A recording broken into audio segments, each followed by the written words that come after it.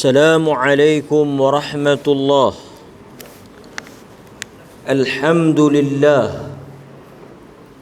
الحمد لله رب العالمين، وبه نستعين على أمور الدنيا والدين، والصلاة والسلام على أشرف الأنبياء والمرسلين وعلى آله وأصحابه أجمعين.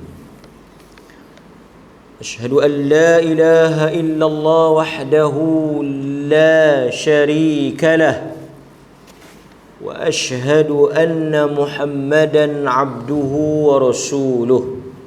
أما بعد. Muslimin muslimat yang dirahmati oleh Allah Subhanahu wa taala, pertama, sebelum kita memulakan kuliah pada malam ini, kita bersyukur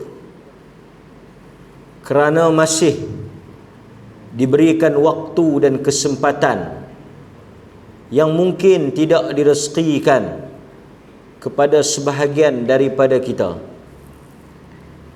Kita bersyukur juga kerana peluang yang diberikan oleh Allah ini diambil oleh kita dan telah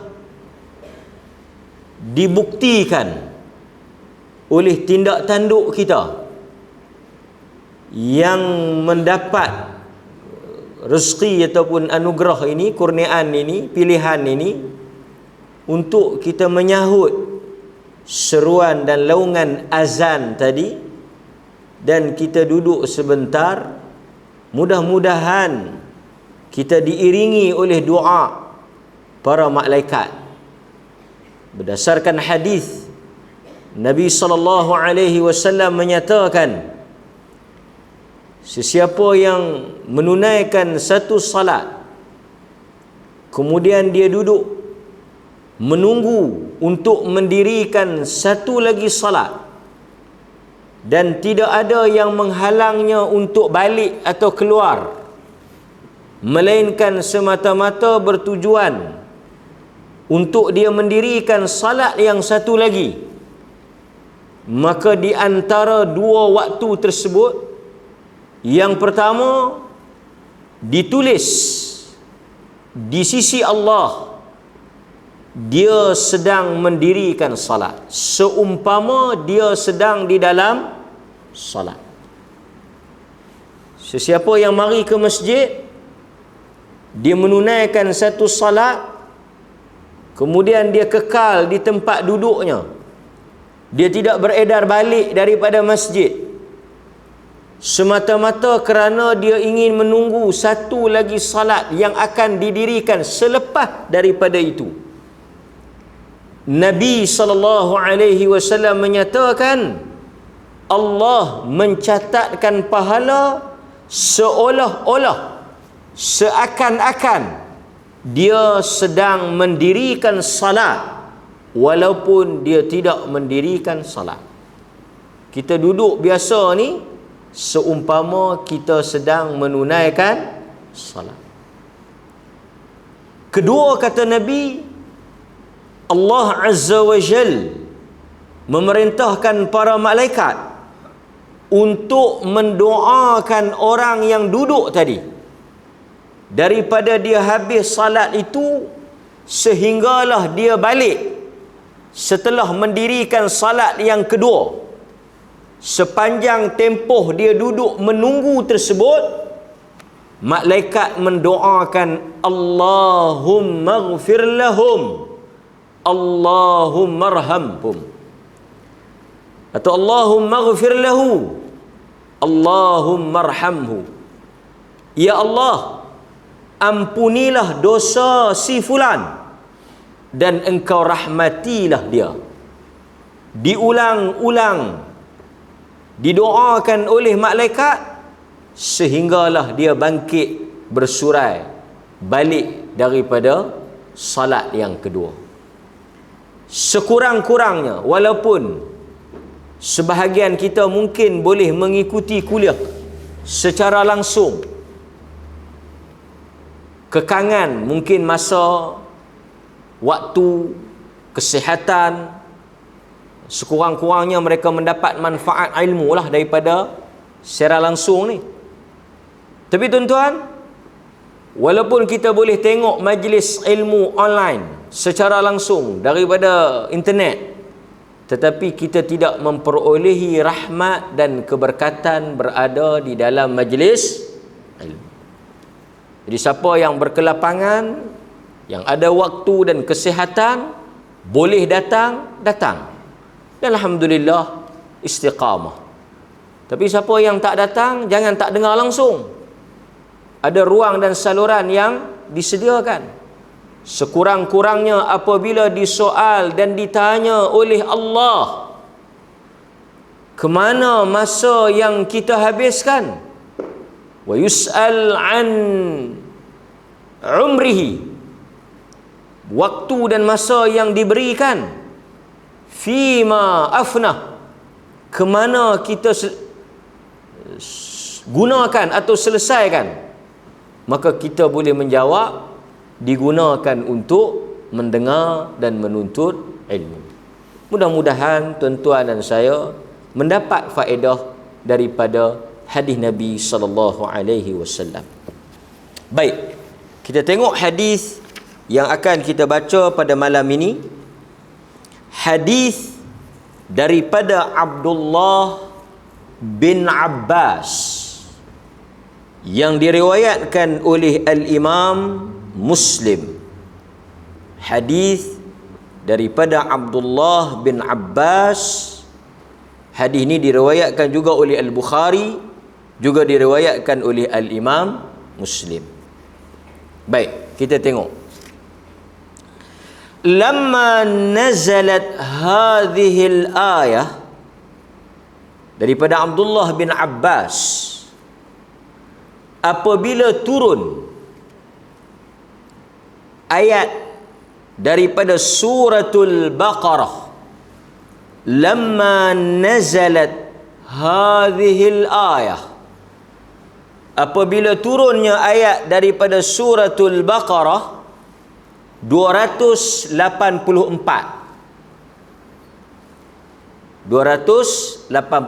yang selalu kita baca 285 dan 286, kan? Dua ayat akhir daripada suratul Baqarah. Nabi sallallahu alaihi wasallam bersabda, sesiapa yang membaca dua ayat akhir daripada suratul Baqarah, maka cukuplah baginya atau diberikan kecukupan sebelum tidur. Tuan-tuan bisa dengar kan? Nabi SAW kata, siapa yang sebelum dia tidur dia membaca dua ayat akhir daripada suratul Baqarah, Allah Azza wa Jal akan memberikan kecukupan kepada dia. Kalau kita tengok ulasan para ulama, dua ayat akhir ni dia bermula daripada 285 sampai 286. Amana ar-rasulu bima unzila ilaihi min rabbihi wal mu'minun kullun amana billahi wa malaikatihi wa kutubihi wa rusulih, sehingga akhir. Kata Nabi SAW, dia akan diberikan kecukupan seperti mana hadis yang diriwayatkan oleh Al-Imam Al-Bukhari. Kata para ulama, yang dimaksudkan dengan kecukupan itu, maksudnya siapa yang baca dua ayat akhir sebelum dia tidur ni, Allah akan bagi kecukupan pada dia. Antaranya kata Al-Imam Ibnu Hajar Al-Asqalani rahimahullah, para ulama berbeza pendapat tentang maksud diberikan kecukupan. Cukup. Apa makna cukup? Ada beberapa tafsiran.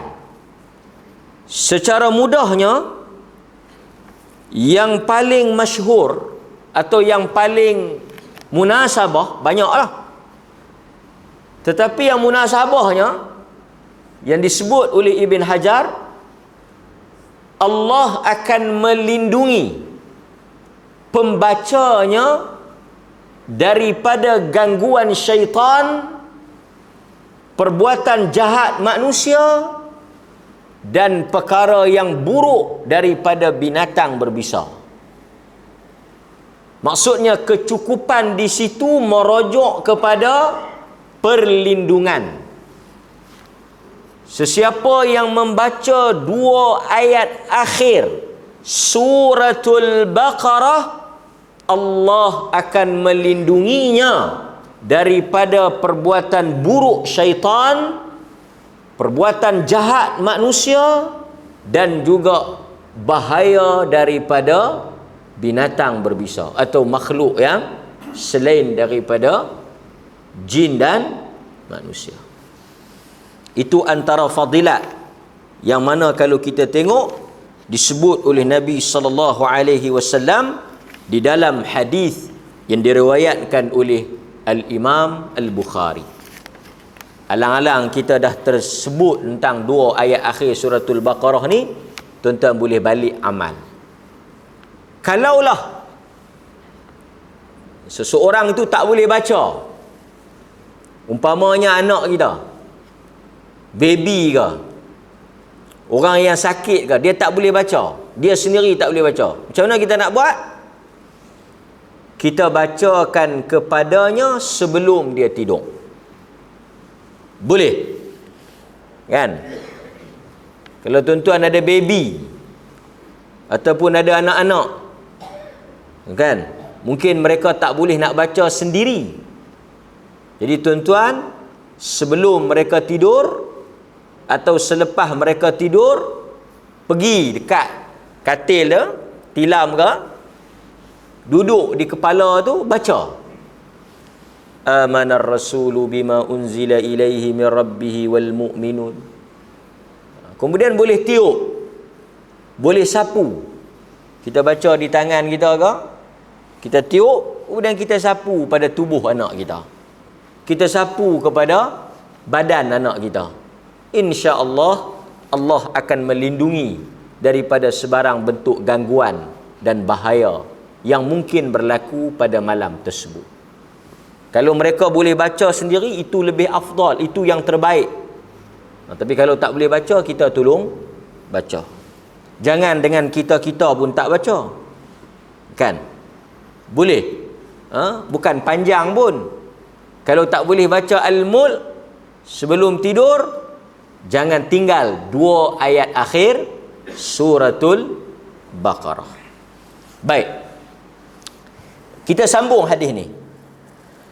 Lamma nazalat hadhihi al-ayah, apabila turunnya ayat suratul Baqarah 284, wa in tubdu ma fi anfusikum aw tukhfuhu yuhasibkum bih.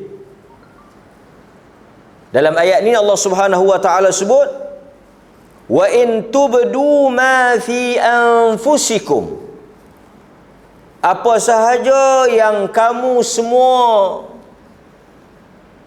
tubdu, apa sahaja yang kamu semua lakukan secara terang-terangan, perbuatan yang kamu lakukan secara nyata, zahir. Tubdu artinya benda yang nampak.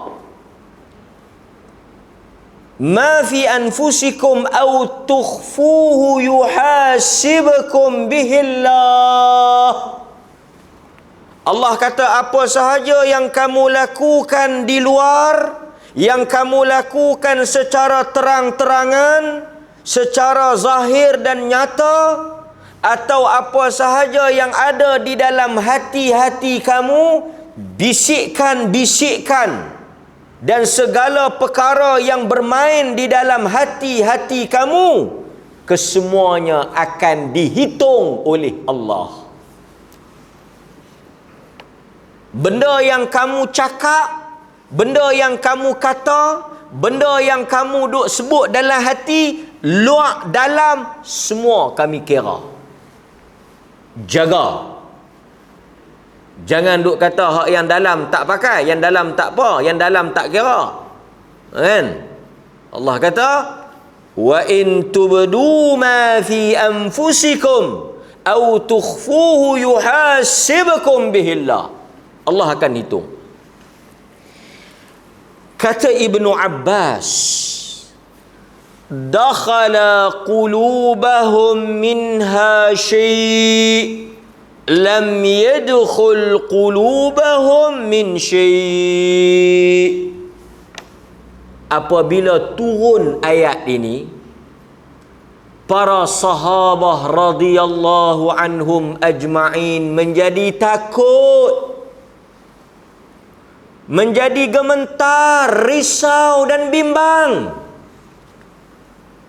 kecemah, gelabah, dalam keadaan tak senang duduk, kelang kabut, sebab Allah Subhanahu wa taala akan mengambil tindakan termasuk apa yang ada dalam hati-hati kita. Dia berkata yang tu jenuh. Pasal benda dalam hati ni dia main macam-macam. Lintasan hati, bisikan hati, dan kadang-kadang benda-benda yang kita pun takut. Tuan-tuan, jangan main-main. Kadang-kadang dalam hati kita ada, tuan-tuan, perkara-perkara yang kalau kita fikir balik, tak sanggup kita nak kata benda tu.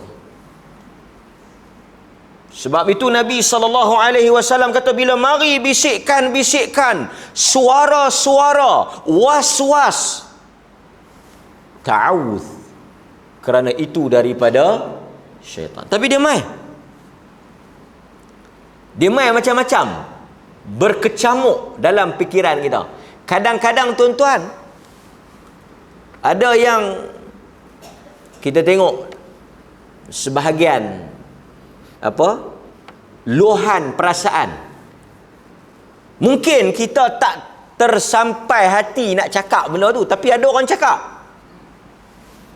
Mungkin kita terdetik jugalah, tapi takat dalam hati lah, kan? Kemudian kita istighfar. Mungkin ada di kalangan manusia yang mengalami masalah kesihatan ke, masalah kejiwaan ke. Dan kalau tuan-tuan tengok di media-media sosial, ada pihak yang mula mempersoalkan Tuhan. Ada pihak yang bertanya, di mana Tuhan? Tuhan ni ada tak ada? Dia dah mula mengalami tekanan, kemurungan, tension, stres, gangguan mental, psikologi, masalah rumah tangga dan sebagainya. Dia sampai dalam hati dia, mungkin dia perah dengan Tuhan, dia kecewa dengan Tuhan, dia mungkin marah dengan Tuhan.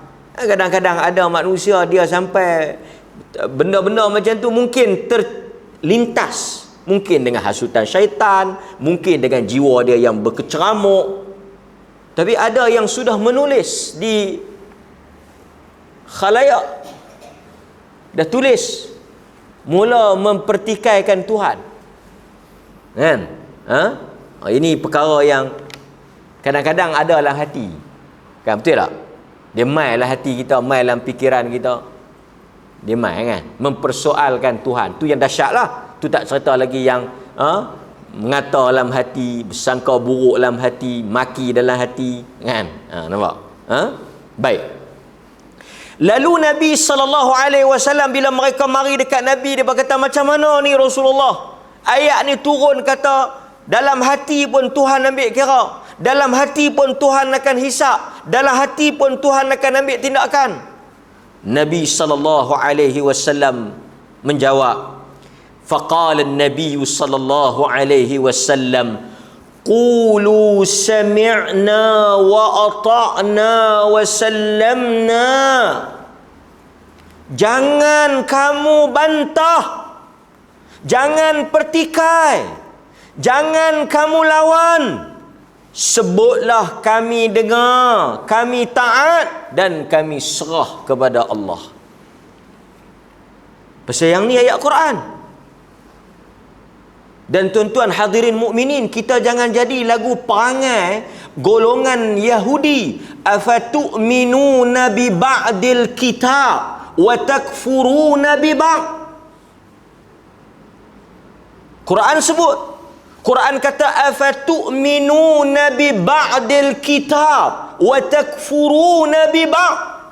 Adakah kamu nak beriman dengan sebahagian kandungan kitab yang kena dengan diri kamu, yang sesuai dengan nafsu kamu, yang kamu seronok, yang menguntungkan diri kamu? Yang ni betul, yang ni kita pakai, yang ni kita beriman, yang ni kita sokong.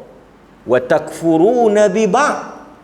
Yang mana yang tak kena dengan selera, yang bercanggah dengan nafsu kita, yang tak menguntungkan kita, yang merugikan kita, kita kata yang ni nanti dulu sah.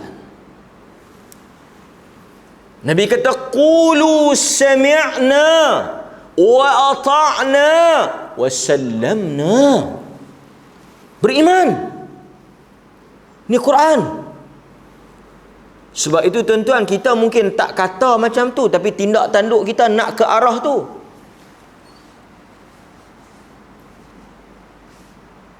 Hala yang belah masuk. Sebab itu hadirin mukminin, sebut secara umum lah. Kita sebut ni nasihat umum. Agama ni milik Tuhan. Allah Azza wa Jal yang menurunkan agama ni. Jadi kita tak boleh, Quran kata udkhulu fis-silmi kaffah. Masuklah ke dalam Islam. Hampa kena ambil agama ni kafah. Apa makna kafah? Kena ambil semua.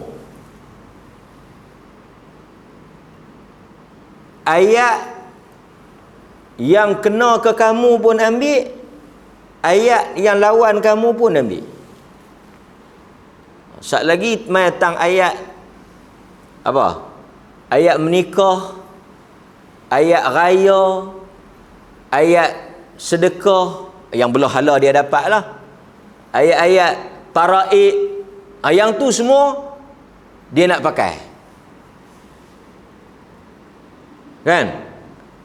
Ayat haji, ayat yang kata bila mampu kena pergi haji, ayat yang kata bila cukup nisab kena bayar zakat, ayat tutup aurat, ayat apa lagi? Ayat-ayat yang berbentuk macam tak berapa nak untung sikit. Yang ni nanti rusak. Yang ni bahaya. Sebab itu tuan-tuan hadirin mukminin, Quran tak boleh dipilih-pilih. Ada orang main tang ayat nikah dia ambil, tang ayat cerai dia tak mau ambil. Yang Quran kata kena lepas dengan cara yang baik, kena bagi sagu hati pada dia, kena bagi nafkah, yang ni dia tak mau ambil. Tang ayat yang dia nak ambil, ayat yang Tuhan kata hang boleh menikah, tentu dia kata yang ni saya memang sokong. Bahkan sebahagian orang, sebahagian pihak, dia hafal ayat yang boleh buat modal. Ayat yang boleh buat modal. Ayat apa contoh? Ayat kempen orang bagi sedekah. Ayat ni dia hafal. Mathalul ladzina yunfiquna fi sabilillahi kamathali habbatin ambatat sab'a sanabil fi kulli thumbulatin mi'atu habbah. Sesungguhnya orang yang membelanjakan hartanya di jalan Allah seperti satu benih yang tumbuh 7 tangkai, di setiap tangkai itu tumbuh pula 100 biji buah, jadi 700 buah. Ayat ni dia hafal. Pasal ayat ni dia nak kempen orang suruh sedekah. Tapi dia tak baca pula ayat-ayat yang Quran kata apa? Quran kata wala ta'kulu amwalakum bainakum bil batil. Jangan makan harta-harta orang dengan cara yang salah. Ayat ni tak baca. Ayat ni lompat. Ayat ni skip. Ayat ni tudung. Ayat ni tutup. Pasal apa? Ayat ni kalau baca kena kat aku. Yang ni ada sebahagian pihak dia mau macam tu. Yang ni dia panggil menunggang agama.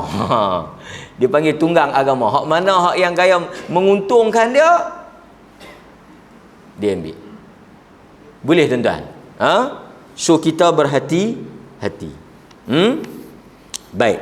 Hadirin mukminin. Kemudian apabila berlaku hal yang demikian, fa'alqallahu al-iman fi qulubihim. Allah Subhanahu wa taala mencampakkan iman di dalam hati para sahabat.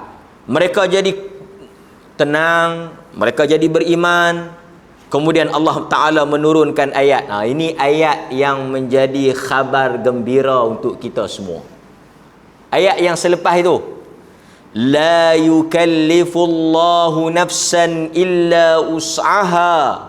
Laha ma kasabat wa 'alayha maktasabat. Rabbana la tu'akhidna in nasina aw akhtana. Qal qad fa'altu. Ayat ni dahsyat tuan-tuan. Ayat ni maksud dia apa? Ayat ni Allah Subhanahu wa taala telah jawab terus. Dalam hadis ni turun ayat bila sahabat susah hati, sahabat jadi takut, jadi risau, Allah Taala buat turun satu ayat nak menenangkan hati para sahabat. Apa dia? Allah tidak akan membebankan. La yukallif, kallafa yukallifu taklifan. Bahasa Melayu guna perkataan word taklif. Apa makna taklif? Saya tak tahulah penggunaan tu betul tak betul, tapi ada digunakan istilah taklif. Taklif ni daripada perkataan Arab. Kallafa yukallifu taklifan. Sebab tu kita baca la yukallifullah. Allah tidak apa? Membebankan. Taklif ni maksudnya memberikan sesuatu bebanan, tanggungjawab. Pasal itu bila seseorang itu dilantik, kita akan guna dalam bahasa Melayunya, kami memberikan taklifan atau ditaklifkan anda sebagai pengurusi masjid. Maksudnya apa dia? Jawatan itu suatu beban. Jawatan bukan suatu benda yang menyeronokkan. Pasal itu Nabi kata dekat Abu Dhar, Nabi kata la tas'alil imarah. Jangan kamu minta jawatan. Fa in u'titaha an mas'alatin. Sekiranya kamu minta jawatan dan kamu diberikan jawatan itu kerana kamu meminta-minta, wukilta ilaih. Allah Ta'ala akan melingkupkan kamu dengan jawatan itu. Wa in u'titaha an ghairi mas'alatin. Tapi sekiranya kamu diberikan jawatan itu tidak kerana kamu minta, tapi kerana orang tengok kamu layak, orang lantik kamu, u'inta 'alaiha, Tuhan akan tolong. Dan Nabi kata kepada Abu Dhar, jawatan itu innaha amanah khizyun wa nadamah. Jawatan ialah suatu benda amanah. Pasal itu kita kata jawatan ni suatu bebanan, tanggungan, taklif. Nabi kata khizyun, ramai orang akan menyesal, hina, nadamah pada hari akhirat. Tuan-tuan, Allah kata dalam ayat ni, Allah tidak membebankan seseorang melainkan apa yang dia mampu. Nanti kita akan bahas dari sudut fiqh. Sesuatu di luar daripada kemampuan tidak wajib. Nanti kita bahas, kita bagi contoh. Kemudian Allah kata lagi, laha ma kasabat. Jika dia melakukan kebaikan, dia mendapat pahala. Dan jika dia melakukan kejahatan, dia mendapat dosa. Kemudian tuan-tuan, ada satu ayat doa. Dalam ayat ni ada doa. Kita kata apa? Rabbana la tu'akhidna in nasina au akhtana.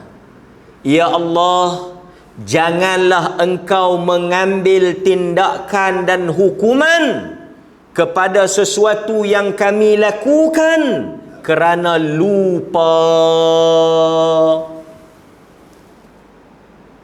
Dan jangan engkau menghukum dan mengambil tindakan jika kami melakukan sesuatu kerana akhtana, tersilap. Ada dua benda kita minta pengampunan. Jangan diambil tindakan dan jangan hukum kita jika kita buat sesuatu kerana terlupa ataupun tersilap. Dalam hadis riwayat Muslim ni, Allah jawab terus. Apa dia? Allah kata apa? Allah kata, qad fa'altu, aku menerimanya. Dalam ayat tu tak ada kan qad fa'altu, tapi sebenarnya dalam hadis Allah dah jawab, qad fa'altu, sesungguhnya aku telah melakukannya. Sebab itu tuan-tuan ingat, apa sahaja yang tuan-tuan lakukan di atas dua sebab ini, tuan-tuan tersilap, tuan-tuan tak sengaja, tuan-tuan terlupa, tuan-tuan tersalah, tuan-tuan tidak ada niat, tuan-tuan tidak memaksudkan benda tu, di luar daripada kawalan tuan-tuan, kesemuanya itu tidak berdosa. Boleh? Jadi apa sahaja kalau saya tanya balik, pasal apa buat macam tu? Saya tak tahu. Pasal apa buat macam tu? Saya terlupa. Pasal apa yang pergi kata lagu tu? Saya tersilap. Ampun. Boleh. Tapi jangan bohong. Tersilap buka puasa awal, tak berdosa. Tersilap, apa dia lagi? Tersilap bayar zakat, tersilap rakaat semayang, tersilap macam-macam tersilap lah. Tersilap bini, ada tersilap bini kan? Ada perbincangan tersilap bini atau tersilap laki kan? Kahwin dengan kembang. Tuan-tuan biasa jumpa ke orang bincang tajuk tu? Meniduri pasangan kerana tersilap. Satu, macam mana kita boleh tersilap? Satu, ada soalan mai. Berkahwin adik-beradik susuan. Possibility itu ada. Lelaki ni menyusu dengan mak dia. Lepas tu jadi anak susuan. Kan? Pindahlah berpuluh tahun masa menyusu, mana nak kenal, mana nak cam. Menyusu mak apa? 20 tahun.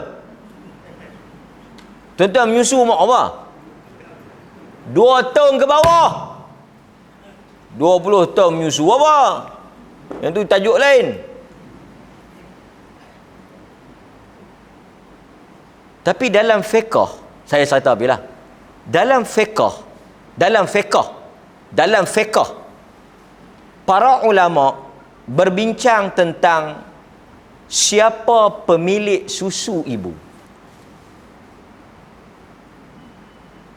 Dalam fiqh ada ulama bincang siapa pemilik susu ibu. Pemilik susu ibu ialah suami yang dikandungkan anak dia. Panjanglah perbincangan tu. Tapi saya nak cerita tadi apa dia? Ibu susuan. Jadi mereka ni tak tahu kata mereka adik-beradik susuan yang tak boleh kahwin. Pi belajar di universiti. Belajar di universiti bercinta. Mak ibu susuan pun dia tak kenal anak susuan dia pun tak tahu. Tak cam. Anak Kediri pun dia tak cam. Tambah anak susuan. Berkahwinlah. Lama punya dah boleh anak apa semua. Qaddarallah keluar tajuk ni.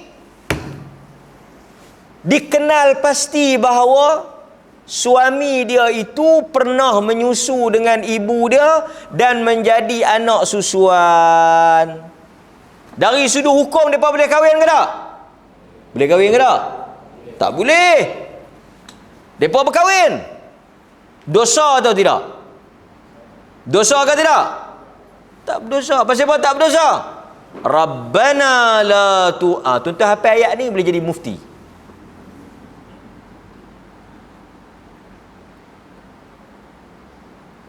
Orang main tanya tuan-tuan. Dia kata hari tu aku pergi makan kedai makan tu. Aku tersilap. Aku ingat bini aku bayar dah. Aku pun bangkit lah balik. Bini aku ingat aku bayar dah. Bini harap ke laki bayar. Laki duk ingat bini nak bayar. Siapa pun tak bayar. Dah lama balik apa semua. Mai lah pula kedai tu. Dah berapa lama mai pula kedai tu. Macam mana yang nak tahu kita dua-dua tak bayar ni cerita dia. Laki dia kata, hang pergi ambil ikan geruk tu. Mahal kot. Hari tu yang kita ambil hang bayar berapa? Oh. Nak makan pula ikan geruk hari tu yang tak bayar tu. Mahal kot abang nak abang bayar berapa? Hang tanya aku, bukan hang pergi bayar itu. Dok. Dua-dua tak bayar. Dosa ke tak? Dosa ke tak? Rabbana dan Rabbana. Macam mana abang? Rabbana la tu'akhidna in nasina. Mudah ya. Apa-apa pun Rabbana la tu'akhidna in. Tapi jangan pakat, ada yang pakat.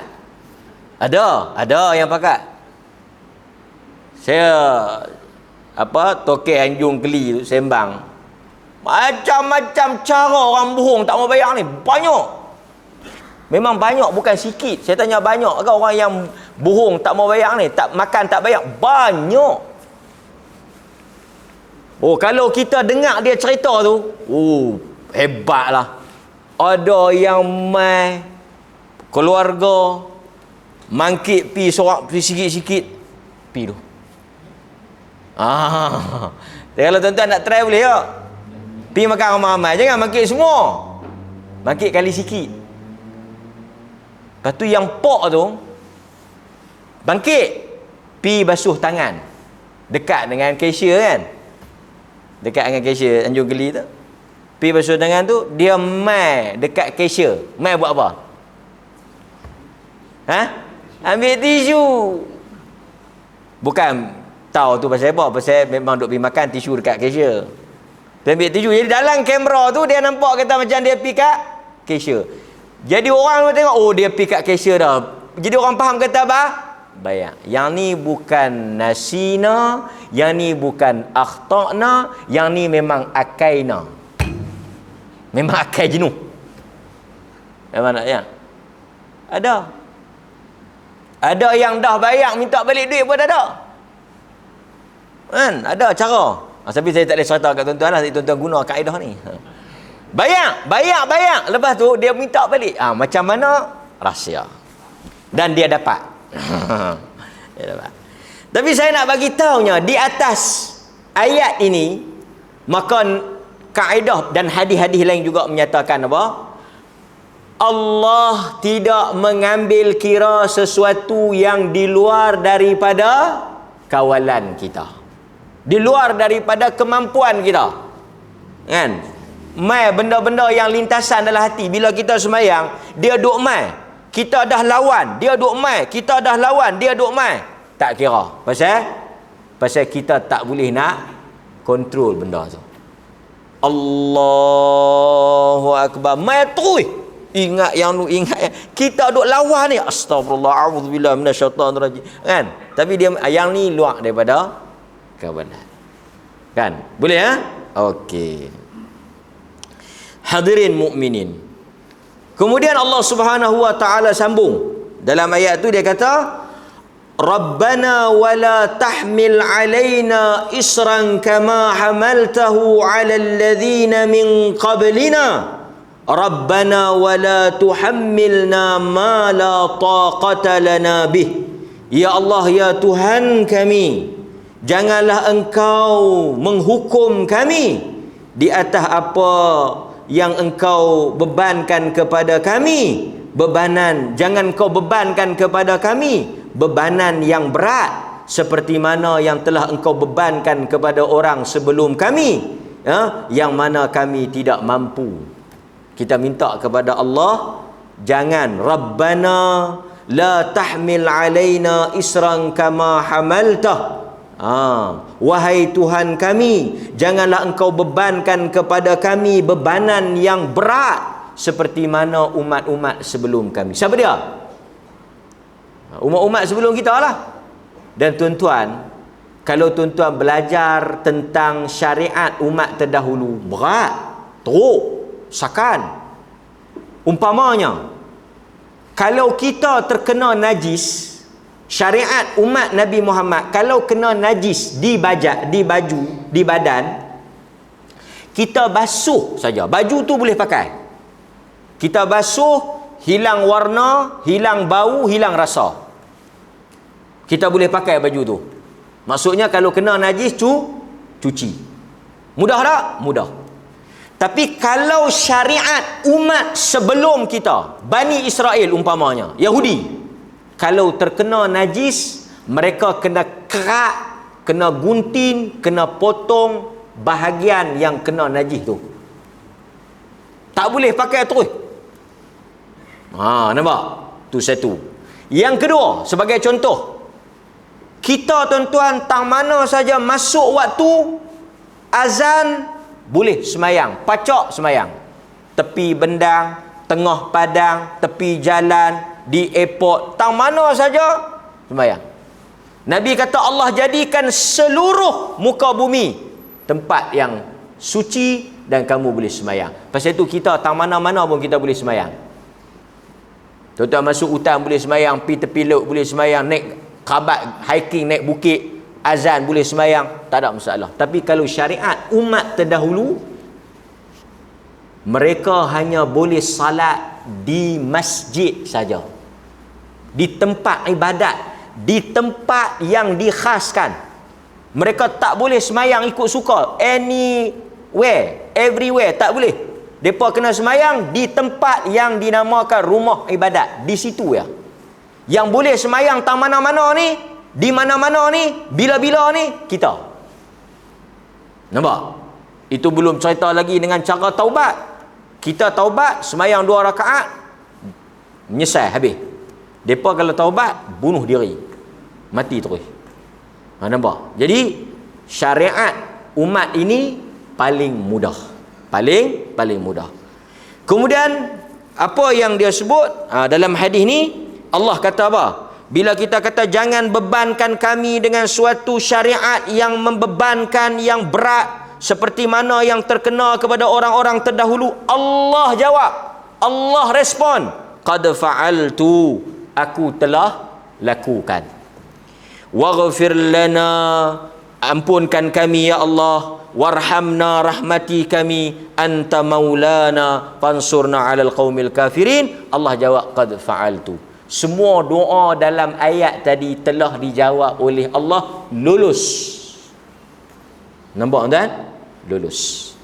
Baik hadirin mukminin. Jadi apa yang tuan-tuan tak sengaja terkata, tercakap, terbuat, yang ada dimaafkan. Cuma rincian dia lah.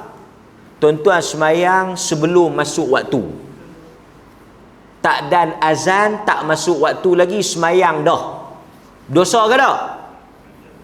Tengok keadaan lah. Awak yang semayang awal sangat abang, sekali aku nak pergi makan kenduri, kalau aku mayang ikut waktu, ramai, payah, lambat, aku tak suka, aku mayang dulu awal, sekali lagi aku boleh pergi. Yang ni berdosa. Haji bulan berapa? Zulhijjah. Dia kata saya nak pergi buat haji di mana? Krabi. Pasal apa? Pasal tak ramai orang. Lepas tu bolehlah pergi berjalan sama. Kan? Yang ni sengaja memandai-mandai, buat dengan pilihan, yang ni kena. Sebab itu tuan-tuan, kalau kita tengok dalam hukum hudud sekalipun, orang yang katuk orang, kalau dia katuk dengan niat nak membunuh, sengaja nak membunuh, baru kita katuk dia balik, baru kita bunuh dia balik. Tapi kalau satu orang yang dia tak ada niat nak bunuh kawan tu, tak tahu kawan tu mati. Sebab kadang-kadang tuan-tuan, bukan kita nak bunuh dia, perbuatan banyak, mungkin kawan tu mati dalam keadaan terkejut. Orang sakit jantung ni, kadang-kadang kita jekah pun dia mati. Macam mana hang bunuh dia? Saya jekah dia. Dia terkejut mati. Kan? Jangan main-main tuan-tuan. Tapi kalau Malaysia, tuan-tuan berhati-hati 302. Tapi dalam Islam, dia anggap bunuh tanpa niat. Bunuh tanpa niat tu maksudnya apa? Tuan-tuan tak ada niat nak bunuh, seperti tuan-tuan ambil kotak tisu, bergaduh, ambil kotak tisu, katuk, keboh, mati. Yang ni kita kata tak ada niat lah. Pasal apa? Katuk dengan kotak tisu. Tapi kalau dia katuk dengan kayu, kan?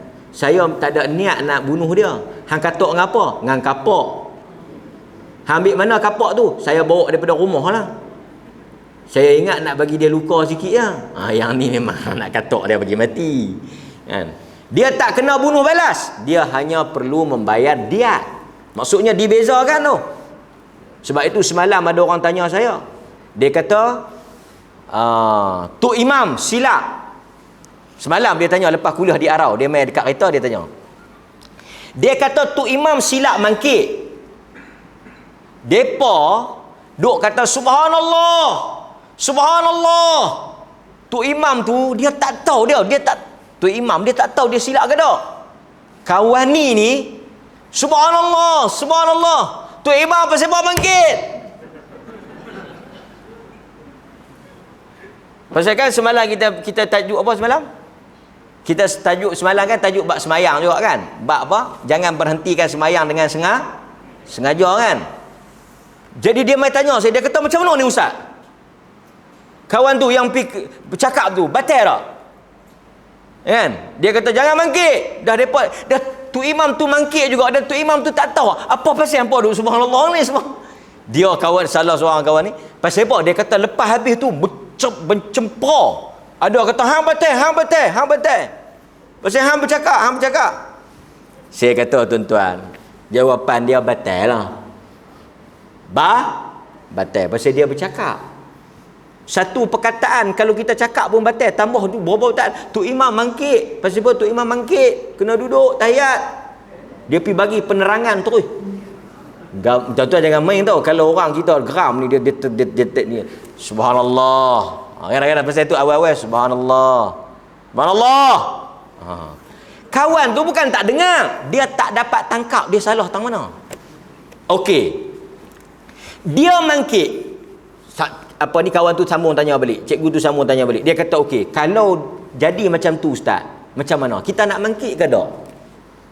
Saya kata sepatutnya yang betul bangun ke tidak? Yang betulnya tak bangunlah pasal dah habis, tapi tu imam tu bangun. Tu yang depa duduk subhanallah suruh dia duduk, tapi dia tak duduk. Tu yang kawan tu kata awak mangkit duduk.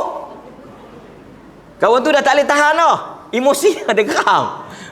Dia dah geram. Mungkin kalau dah cukup 4 rakaat kan, buat 5. Okey, tak apalah, tu satu tajuk. Jawapan dia batal lah kawan tu pasal dia bercakap dengan sengaja. Yang kedua, ni berkaitan dengan sengaja tak sengaja juga. Yang kedua, tu imam yang bangkit tentulah tak batal. Tu imam yang bangkit pada rakaat yang kelima, tambahan itu tak batal. Kerana dia bangun dalam keadaan dia tak tahu. Dia tersilap, dia tak sengaja. So dia tak batal.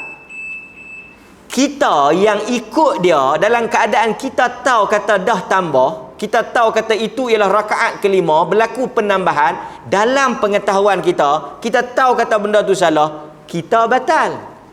Mungkin orang petikan, semua salah kami. Tu imam tak apa, tu imam lagu mana pun kena ke dia. Dia tak batal lah pasal dia tak tahu. Melainkan kalau hampa pergi tanya, pasal apa Tok Imam mangkit? Sajalah, lama dah kita duk mayam 4. Nah, kita buat 5 pula. Tok Imam tahulah kata Tok Imam mangkit 5. Aku tahu, awak ingat aku teruk sangat. Aku tahu kata 5. Tidak, aku nak buat 6. Aku tengok hampa kalut pelik sangat, aku buat dekat 5. Yang ni dia kalah lah, dia salah lah. Kan? Nampak? Ada juga orang yang pergi sa'i. Orang suruh buat 7, dia buat 14. Orang semua habaq kata habis di maruah, dia seorang duduk di sofa. Lepas tu tanya, hampa duduk tamu lah, duduk di maruah. Hampa buat apa? Tunggu hang lah. Bukan habis di sofa ke? Rupa-rupanya dia sofa pergi maruah, maruah main sofa baru satu. Dia tak pasal apa hang buat? Dia kata, aku tengok dekat sangat, aku tambah bagi jauh sikit. Macam-macam. Dia kata tak padan main 7-8 ribu kan. Mau takak pergi tang tu. Ini macam-macam. So tuan-tuan, kita azal dulu. Sekejap lagi kita buat kesimpulan sikit daripada hadis ni. Wallahu ta'ala a'lam.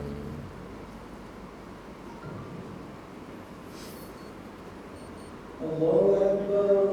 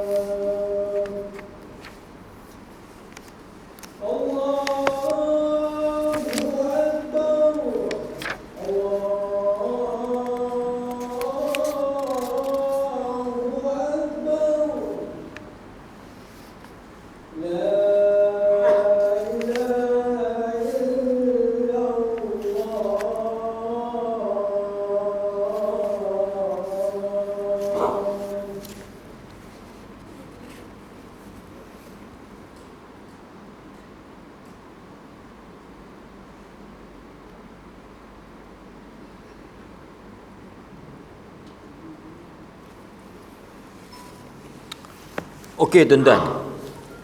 Dalam ayat ini para ulama menyatakan bahawa antara poin yang paling besar ialah agama ini tidak bertujuan untuk menyeksa dan menyusahkan kita. Sebab itu kalau kita tengok, nampak?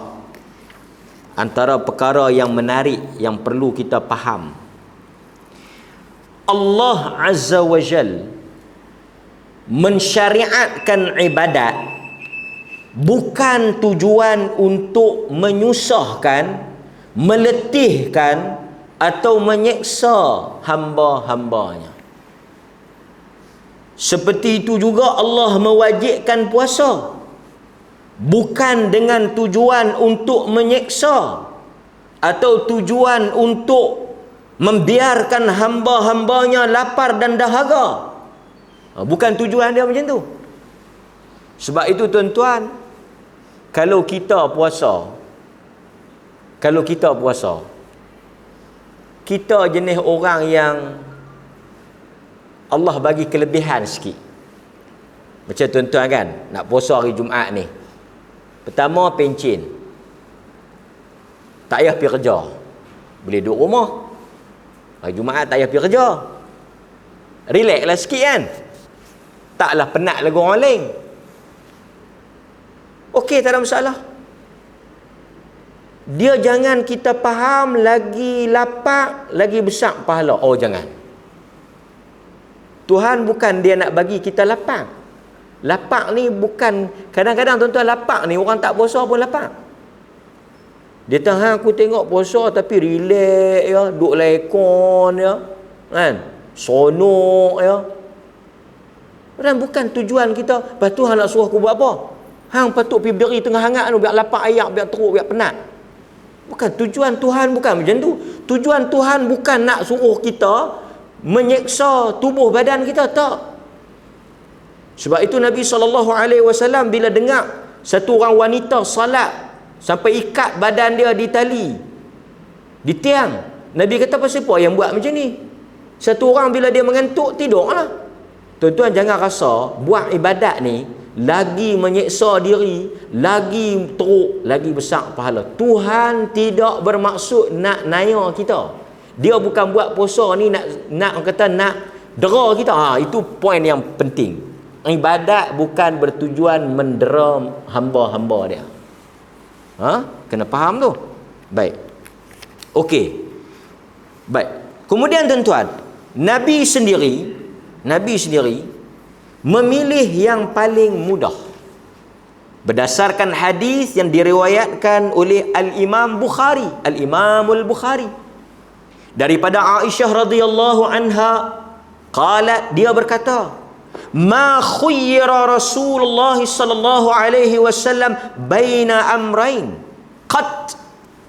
Tidaklah Rasulullah ini diberikan pilihan dua perkara, melainkan illa akhadha aisarahuma, melainkan Nabi akan mengambil yang paling mudah antara dua benda tu.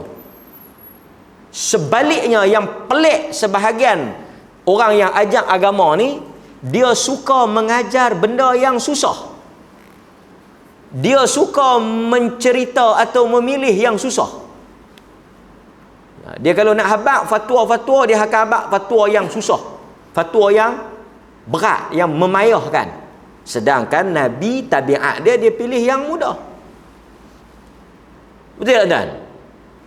Setengah orang kan, dia suka ibadat yang melampau, yang susah. Banyaklah kalau kita nak bagi contoh kan. Setengah orang sampai mengharamkan daging, nak menyucikan diri, tak boleh makan daging, tak boleh menyentuh benda-benda yang berdarah. Sampai tu. Sedangkan Nabi menyucikan diri dia. Nabi makan juga daging, makan juga kambing. Setengah-setengah ajaran tak boleh, dia kena jadi veteriner. Bukan veteriner, veteriner tu apa, haiwan. Vegetarian, veteriner kan. Tu nak tengok tuan-tuan tidur ke tak? Vegetarian, tak boleh sentuh darah-darah ni, pasal kita dalam proses apa? Penyucian jiwa. Zikir kena sampai puluhan ribu. Kena berkhalwat, tak boleh bergaul. Kena tinggalkan anak isteri, pergi duduk berbulan-bulan. Dia panggil suluk. Untuk apa ni? Kan? Dan satu, saya pernah sembang dengan satu hamba Allah. Dahsyat tuan-tuan, jenuh. Dia kata yang paling betul, kita hanya boleh pi tangkap ikan Kediri dan bakar guna kayu arang api. Yang paling selamat, yang paling betul-betul tak ada syubhah, yang betul-betul halalnya, pi mengai pula tak boleh guna bokai, kena pakai batang buluh. Tali tu pula kena buat Dia kata macam ni tuan-tuan. Dia punya bacaan agama pun tak suruh, dia ni saja yang fikir. Dia kata okey, kita beli periuk kedai Cina. Cina beli periuk model pakai duit apa? Okey. Beli apa? Batang road tu. Kedai Cina. Kan, Teng Ho. Teng Ho tu dia akan pergi beli di kilang. Dia beli pakai duit apa? Kita beli pula batang tu daripada duit apa? Tong geh, kedai geh, kilang geh, kedai geh. Semua ni, barang-barang ni semua tuan-tuan duk pergi beli di kedai-kedai yang bukan Islam. Model apa mereka guna? Daripada pembekal mana? Ada orang pergi fikir lagu ni ada. Oh, kita dengar bagusnya. Dia ni bertakwanya. Tak boleh bakar ni. Aku apa pun ayat aku pergi ambil di Bukit Jernih. Aku tahan tu. Pipe ni yang JKR buat ni, pipe ni duit apa ni? Tu kepala pipe tu pakai duit apa tu? Ada pula kita nak mayang guna duit yang kita tak tahu. Kita kena ambil tahu.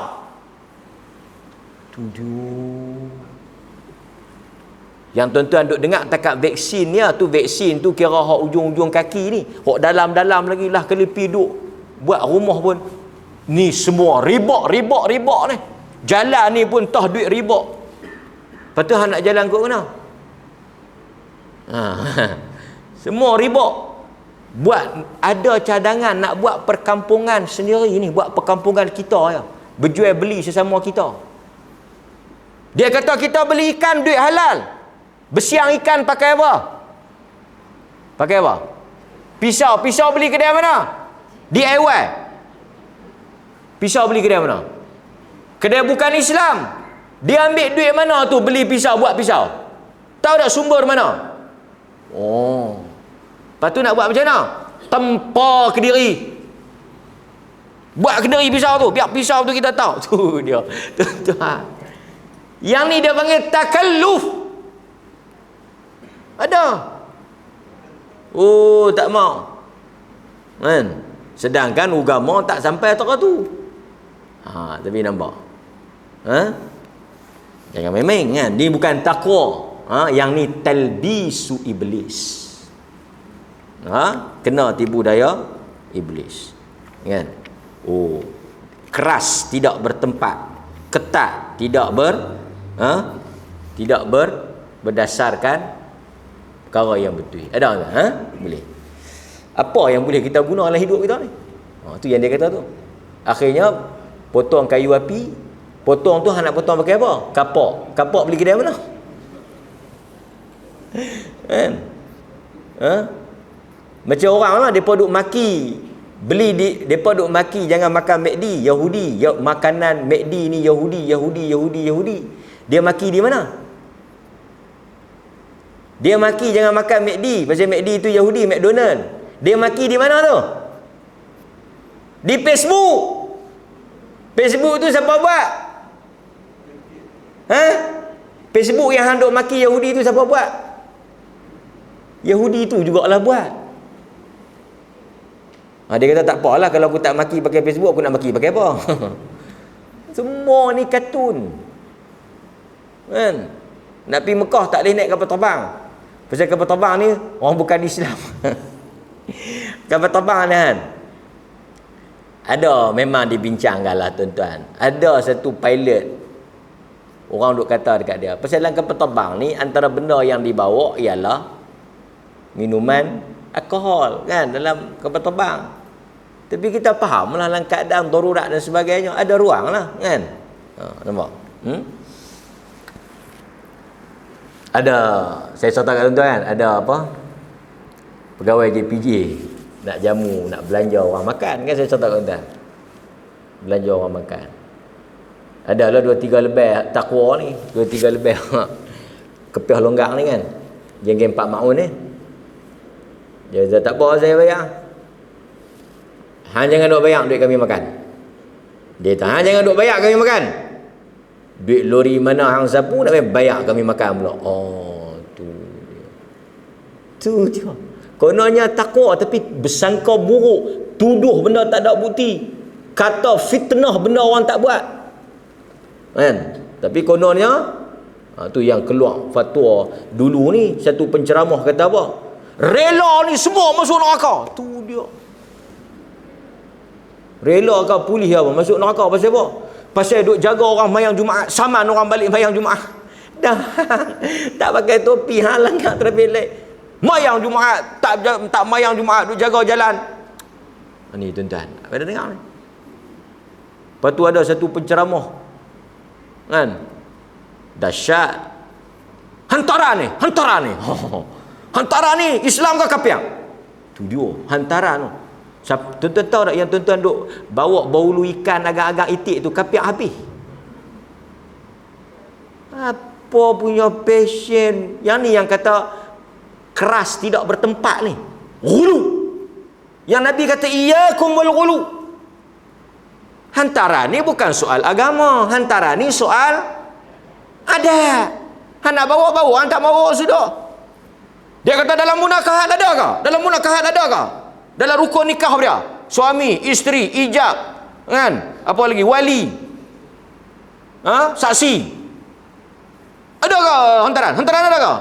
Lepas tu dia tanya, hantaran tu Islam ke kafir? Tu dia, tuan-tuan. Jadi siapa yang duk bawa ni, siapa yang masa menikah dulu, sama ada yang menikah yang tukang bawa, mengucap balik. Mengucap balik. Dia kata, saya dulu ustaz bawa kasut kawan saya, kan? Saya yang pegang kasut dia, hang mengucap balik. Hang kafir tu. Mudah menjatuhkan hukuman kafir pada orang dalam benda-benda macam ni. Benda-benda hantaran ni orang tak bincang pun. Hantaran ni adat, kan? Dalam Islam ni dia kata ada mahar ya, ada mahar ya, ada mas kahwin ya. Mana ada hantaran? Mana ada hantaran?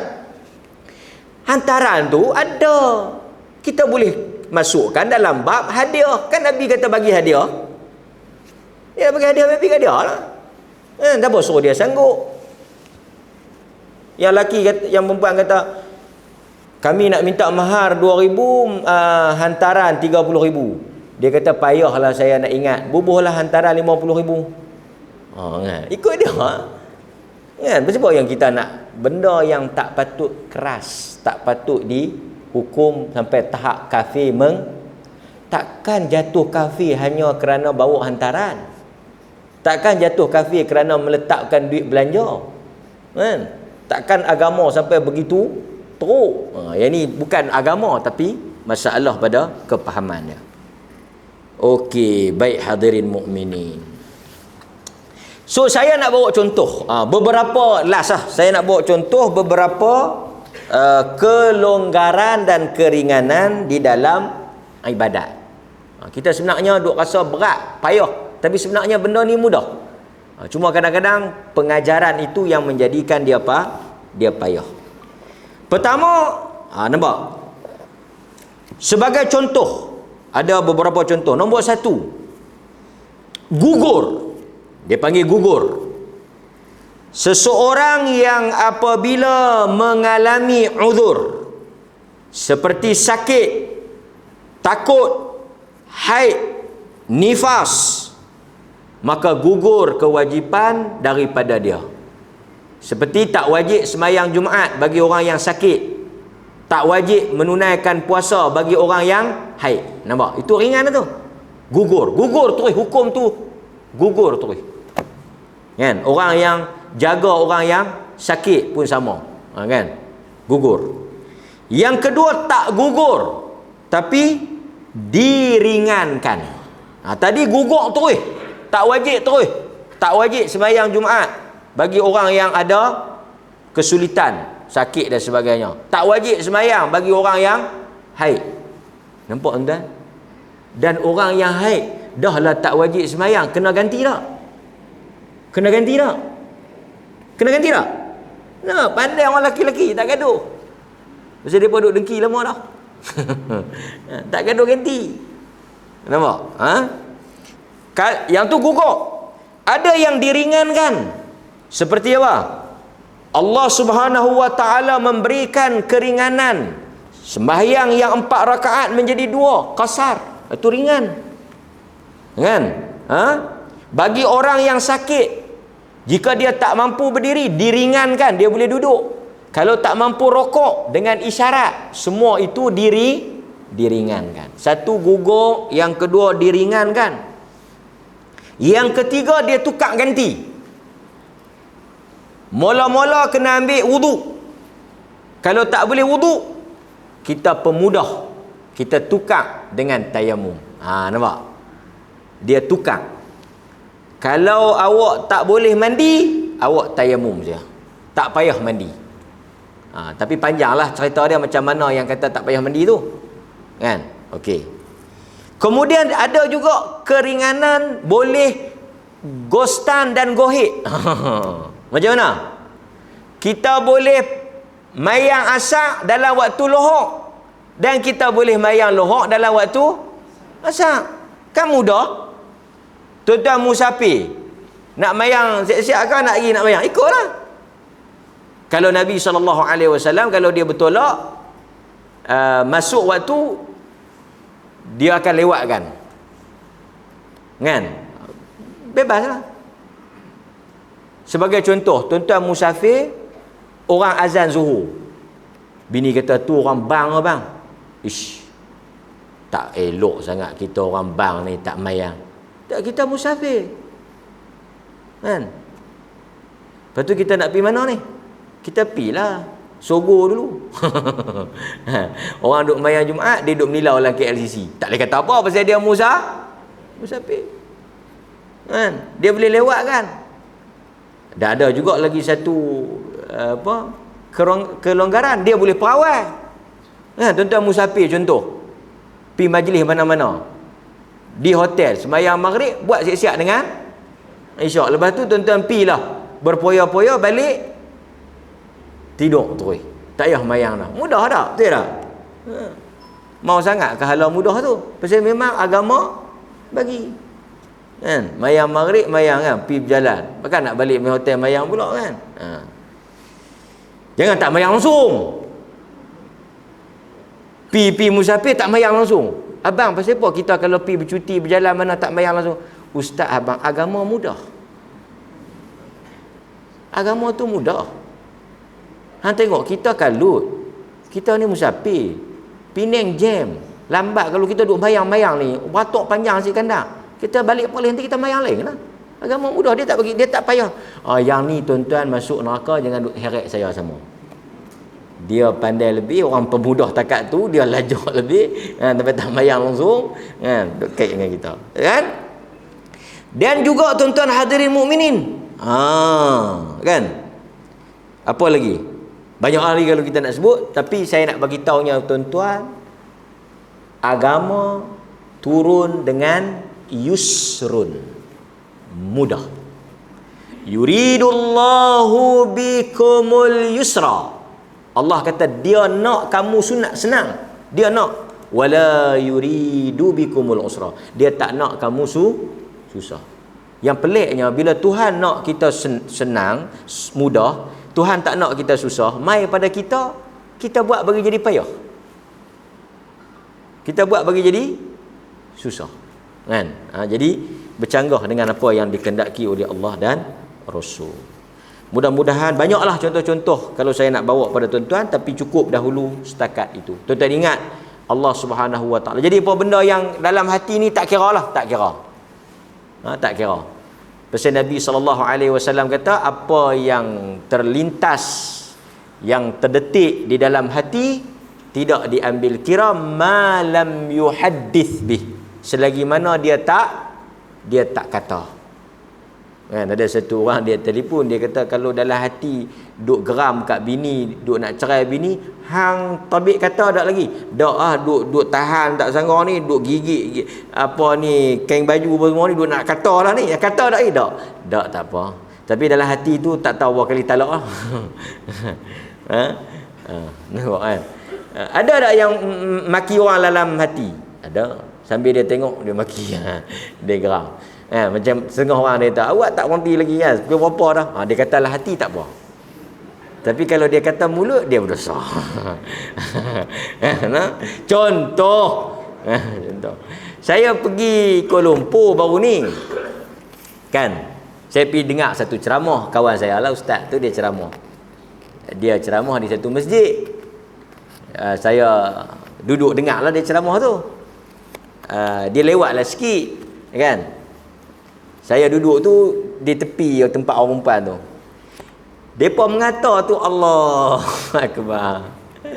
Sampai kita nak kata, ni istighfar, tak payah sembahyang pun kalau ni. Kata macam-macam kat ustaz tu. Sambil ustaz tu duk ceramah, apa tak ingat mana dia tak mau balik seorang dia, tak apalah. Apa hujan-hujan duk ceramah orang nak balik ni, ustaz lagi tak boleh balik. Tu dia kata.